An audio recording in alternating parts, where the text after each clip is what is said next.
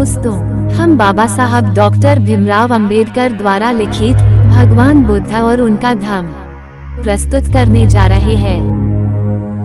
उम्मीद है कि हमारा ये छोटा सा प्रयास आपको पसंद आएगा।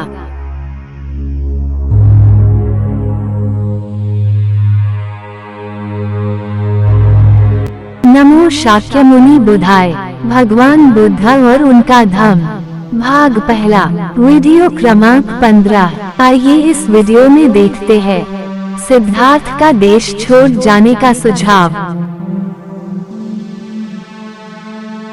दूसरे दिन सेनापति ने शाक्य संघ की दूसरी सभा बुलाई।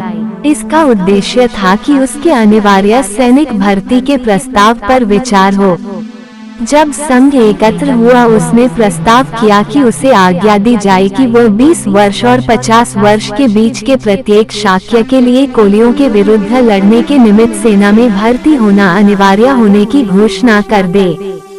सभा में दोनों पक्ष उपस्थित थे, वे भी जिन्होंने संघ की पहली सभा में युद्ध घोषणा के पक्ष में मत दिया था और वे भी जिन्होंने इसके विरुद्ध मत दिया था।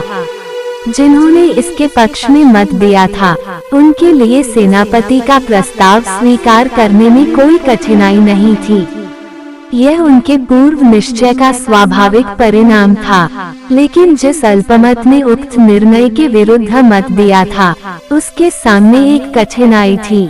उसकी समस्या थी बहुमत के आगे सर झुकाना अथवा नहीं झुकाना।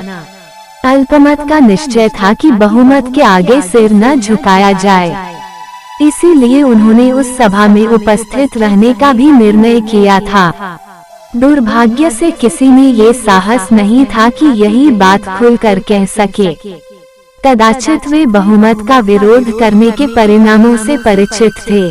जब सिद्धार्थ ने देखा कि उसके समर्थक मौन हैं, तो वो उठ खड़ा हुआ और उसने संघ को संबोधित करके कहा, मित्रों, आप जो चाहे कर सकते हैं, आपके साथ बहुमत है। लेकिन मुझे खेद के साथ यह कहना पड़ता है कि मैं अनिवार्य सैनिक भर्ती का विरोध करूंगा।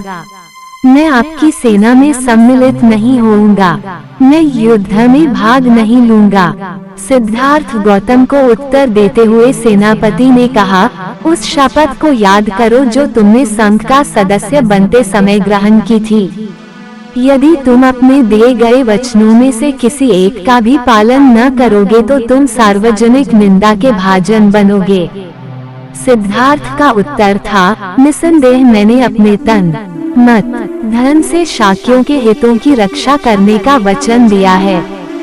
लेकिन मैं नहीं समझता कि यह युद्ध शाक्यों के हित में है। शाक्यों के हित के मुकाबले में सार्वजनिक निंदा का मेरे लिए कोई मूल्य नहीं। सिद्धार्थ ने संघ को इस बात की याद दिलाई और सावधान किया कि कोलियों से निरंतर झगड़ते रहने के कारण शाक्य संघ बहुत कुछ कुशल नरेश के हाथ का खिलौना बन गया है। इसकी कल्पना करना आसान है कि यह युद्ध शाक्य संघ को और भी अधिक दुर्बल बना देगा और इससे कौशल नरेश को एक और ऐसा अवसर मिल जाएगा कि वह शाक्य संघ के स्वातंत्र्य को और भी अधिक घटा दे। सेनापति को क्रोध आ गया। वह बोला, तुम्हारा ये भाषण कौशल तुम्हारे किसी काम न आएगा। तुम्हें संघ के बहुमत के सामने सिर झुकाना होगा। शायद तुम्हें इस बात का बहुत भरोसा है कि कौशल नरेश की अनुमति के बिना संघ अपनी आज्ञा की अवहेलना करने वाले को फांसी या देश से निकल जाने की सजा नहीं दे सकता। और यदि इनमें से कोई भी एक दंड तुम्हें दिया जाए तो कौशल नरेश इसकी अनुमति नहीं देगा। लेकिन याद रखो, संघ तुम्हें दूसरे अनेक तरीकों से दंडित कर सकता है। संघ तुम्हारे परिवार के सामाजिक बहिष्कार का निर्णय कर सकता है और संघ तुम्हारे परिवार के खेतों को जब्त कर सकता है। इसके लिए संघ को कौशल नरेश की अनुमति की आवश्यकता नहीं। सिद्धार्थ ने समझ लिया कि यदि उसने कोलियों के विरुद्ध युद्ध घोषणा करने के प्रस्ताव का अपना विरोध जारी रखा तो उसके क्या क्या दुष्परिणाम हो सकते हैं। इसलिए वह 3 बातों में से एक का चुनाव कर सकता था। एक, सेना में भर्ती होकर युद्ध में भाग ले सकता था। 2 फांसी पर लटकना या देश से निकाल दिया जाना स्वीकार कर सकता था। 3 अपने परिवार के लोगों का सामाजिक बहिष्कार और उनके खेतों की जब्ती के लिए राजी हो सकता था। पहली बात, वह किसी भी हालत में स्वीकार नहीं कर सकता था। वह इस विषय में दृढ़ था। तीसरी बात पर तो वह विचार तक न कर सकता था।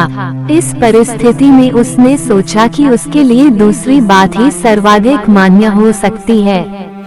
तदनुसार सिद्धार्थ ने संघ को संबोधित किया, कृपया मेरे परिवार को दंडित न करें। सामाजिक बहिष्कार द्वारा उन्हें कष्ट न दें। उनके खेत जब्त करके उन्हें जीविका विहीन न करें।